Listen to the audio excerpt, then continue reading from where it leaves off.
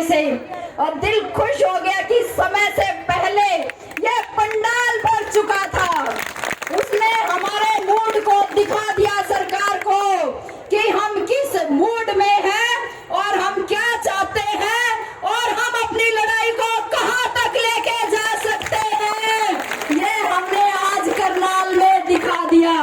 सब पूछ रहे थे आगे की क्या रणनीति होगी, भाई पीछे तो दिखा दिया हमने।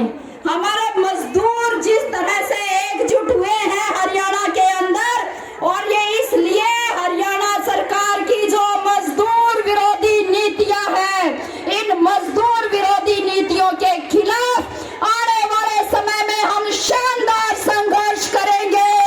ये हमने अपना मूड बना लिया है, ये हमने तय कर लिया है।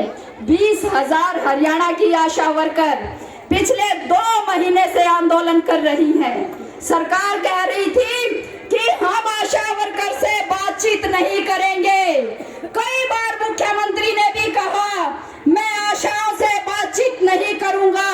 विधानसभा में एक बयान भी दिया उन्होंने कि ये जो लाल झंडे वाले हैं ये बदमाशी करते हैं। हमने तब भी जवाब दिया था कि यदि अपने हक की बात करना, यदि अपने हक और अधिकारों के लिए लड़ना यदि बदमाशी है, गुंडागर्दी है, तो ये गुंडागर्दी हम करते रहेंगे और तब तक करेंगे जब तक आपको सत्ता से उखाड़ के नहीं फेंक देते, तब तक हम ये करते रहेंगे।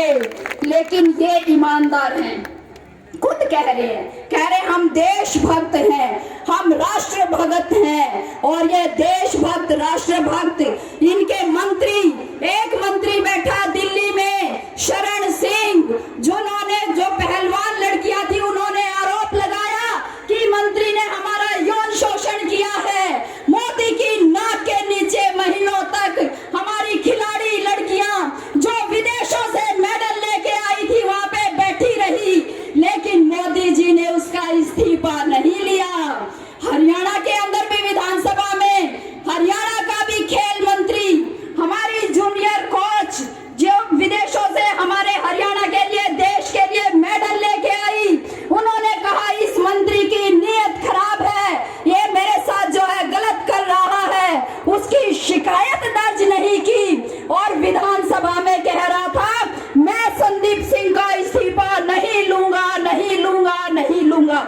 यदि ये राष्ट्रभक्ति है, यदि ये महिलाओं का सम्मान है, तो हम नहीं मानते ऐसे सम्मान को और इसका भी आपको करारा जवाब देंगे।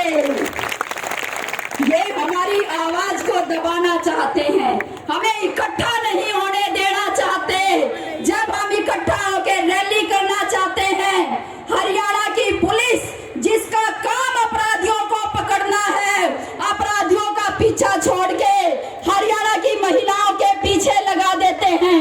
हमने आंगनबाड़ी के आंदोलन में उनका ये रूप देखा था, आशा वर्कर के आंदोलन में 2-2 बार हमने उनका ये रूप देखा।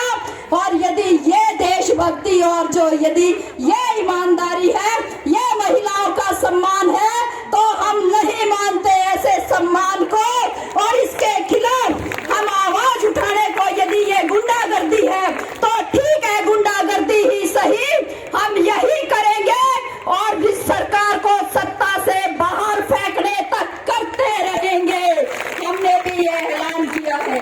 प्रतिरोध की सभी आवाज को दबाना चाहते हैं, ये आज मीडिया पे हमला कर रहे हैं। अभी आपके सामने प्रस्ताव पेश किया गया कि किस तरह से न्यूज क्लिक जो एक यूट्यूब का चैनल है, उस चैनल पे छापे मारे गए। उस पे 2 साल से उन्होंने केस डाल रखा था, उनके दफ्तर के अंदर तलाशी ली जा रही थी, ये कह के कि आपने 27 करोड़ रुपए एक चीनी नागरिक से जो है चंदा लिया है। और कोई इससे मोदी से पूछने वाला हो, ये अडानी का बिजनेस चलाने वाला एक चीनी नागरिक था और वो सारी जगह से ये बात आ गई कि अडानी ने जो है फ्रॉड किया है, धोखाधड़ी की है, करो अडानी पे कार्रवाई। लेकिन उस वक्त में मोदी की जुबान नहीं खुलती।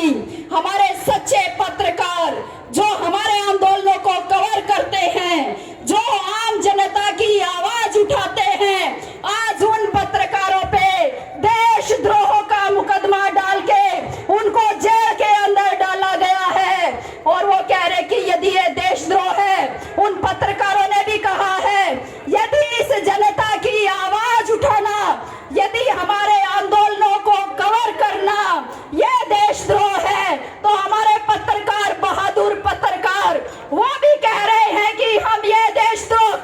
रहेंगे उनके लिए, क्योंकि मोदी देश है। मोदी के खिलाफ आवाज उठाना देश के खिलाफ आवाज उठाना है, उनके लिए ये बात है। हमारे लिए जनता देश है। इस देश को बनाने वाले लोग जो कारखानों के अंदर, उद्योगों के अंदर, खेतों के अंदर, खलियानों के अंदर और सेवा क्षेत्र के अंदर जो यहाँ हजारों लोग बैठे हैं, हम कह रहे हैं कि हम इस देश को बनाने वाले हैं, हम इस देश को चलाने वाले हैं। और यदि ये देशद्रोह है तो ठीक है, ये हमारी रगों में बसा हुआ है और हम ये करते रहेंगे। बात अब ये है कि आगे ये जो माहौल है कि जो खिलाफ बोलेगा उसको उठा के जेल में डाल दो, नारे लगाते रहो सड़क पे, हम नहीं सुनेंगे। इसका अच्छा इलाज हरियाणा की आशा वर्कर्स ने एक नमूना पेश करके दिखा दिया है। उसका बहुत बढ़िया नमूना पेश किया आपने।